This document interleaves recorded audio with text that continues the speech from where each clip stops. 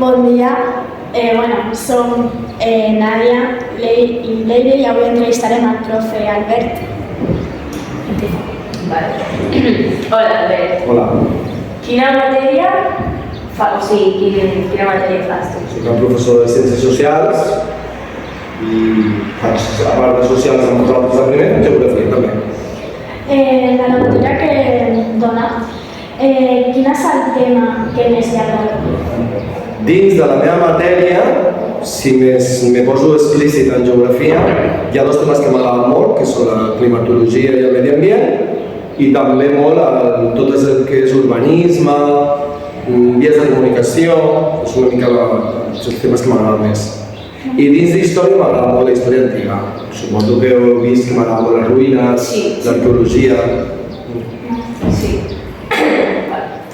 En quina escola, institut, universitat has estudiat? Això és molt llarg, si hem d'explicar el currículum no pararé, però bé, diguem que vaig estudiar a l'Institut de Badalona, l'Institut Pau Casals, després a l'Albéniz, i me'n vaig anar a estudiar periodisme. Primer vaig començar història, però me'n vaig anar al cap d'un any a periodisme a l'Autònoma, aquí, a Bellaterra, no gaire lluny d'aquí, i després me'n vaig anar a fer una especialització a una universitat italiana, a Bologna.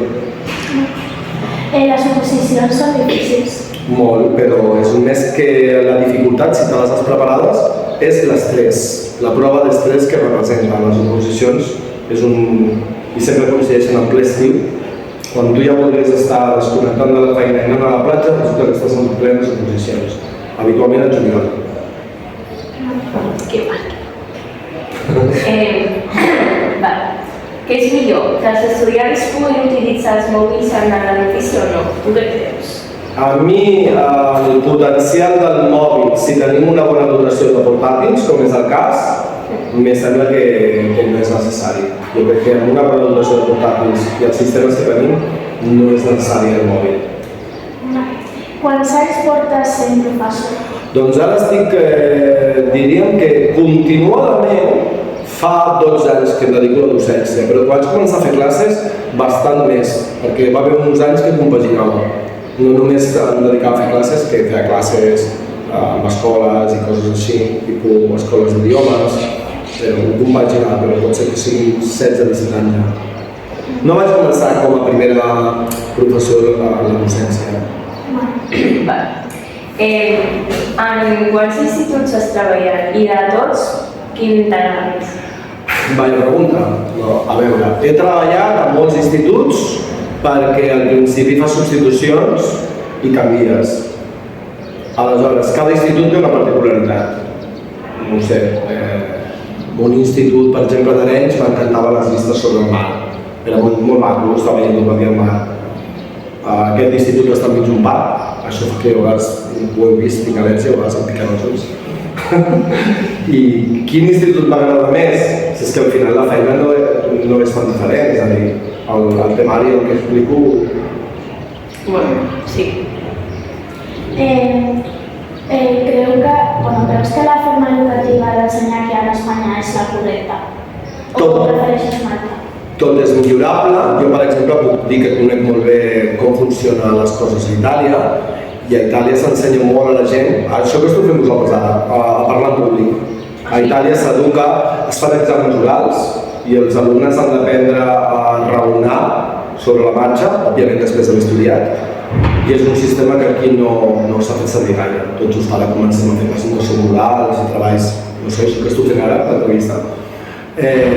Però és un sistema que quan conegueu persones italianes, fixeu-vos que una de les coses típiques dels italians és que són molt parlanchins, que són molt xerraires. Però generalment, a part de xerrar molt, xerren molt i bé. Saben xerrar perquè el sistema educatiu els ensenya per això. Abans de voler ser professor, ha volgut fer un altre treball. No sé si ho sabeu, jo vaig estudiar periodisme, no ho he dit abans, i com tothom, quan ets jove tens unes ambicions, que sovint... Jo sempre he pensat que als 16, 17, 18 anys hagis de decidir què vols fer la resta de la teva vida.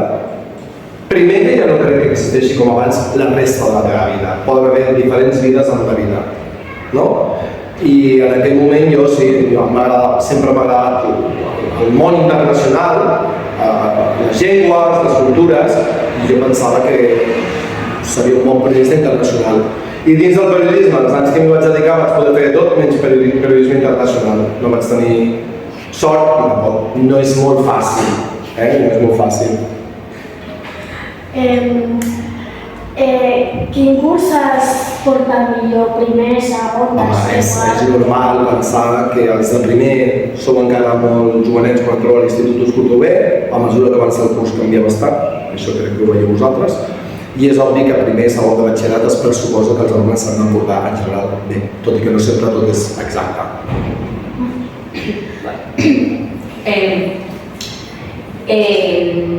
Quina és la teva funció preferida? Dels primers que faig aquest any? No, o sigui, en general.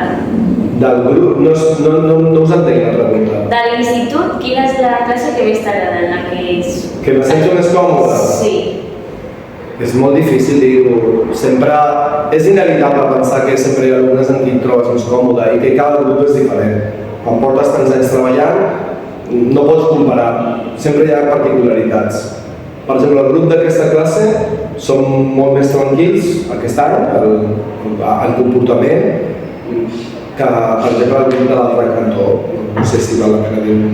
És a dir, que hi hagi un grup xerraire pot ser perquè fa moltes preguntes i són molt inquiets i et complica més la feina de quan vols explicar. I un altre grup que possiblement està atenent i és més silenciós, possiblement fa que tu puguis fer la classe, però això no vol dir que siguin ni millors ni pitjors perquè possiblement els resultats canvien. Quin és el teu alumne preferit? Això no...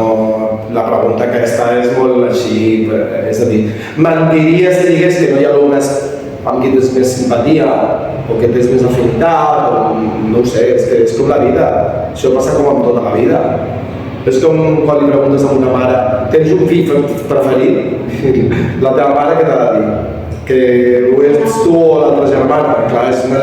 Però tots sabem que després sí que existeix això.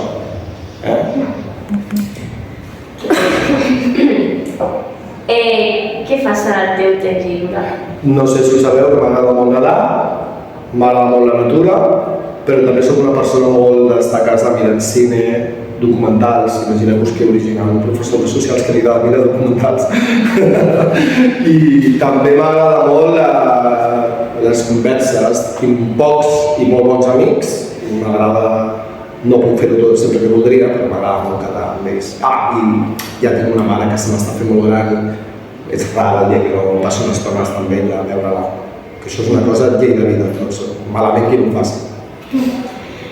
Quants anys tens? Doncs no tinc vergonya, tinc 54 anys, és l'art que tinc. Com jo. Ja arribaràs. Tens fills? No, fa molts anys vam decidir, quan estava casat, que no tindria fills, no tenia aquesta vocació. Fa molts anys, això, que vaig tenir clar que no tenia interès en ser pare. Soc tiet de 4 nebots, dels quals cadascun té alguna cosa a dir. Les meves germanes m'ho diuen sempre. Estava mig la pregunta després. Sí. Digues. Quin número de sabata utilitzes? Quina pregunta, doncs crec que aquestes mames són del número 43. Sempre gasto 43 amb una vall, depèn del tipus de calçat. Si em preguntes com me deixo, diré 1,83,5 m abans de començar a fer una mica gran.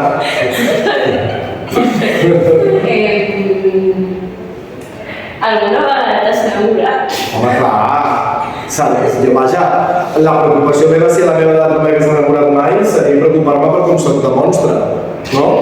Penso que si una persona no s'enamora mai té un problema molt seriós. Jo crec que ens podem enamorar moltes vegades de la vida, Ara, a la vostra edat possiblement existeix el romanticisme més que penseu en l'amor per tota la vida, ja? I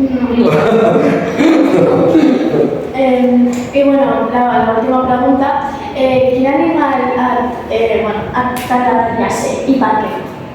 Ostres, quan he anat en vaixell, molts viatges m'agrada anar, per exemple, a Itàlia, que tinc família, m'agrada molt anar en vaixell, abans que anar a Àsia en cotxe o en avió, però m'encanta anar a vaixell. A la Mediterrània, a Grècia, per exemple. He fet bastantes rutes en vaixell. M'encanten els dofins.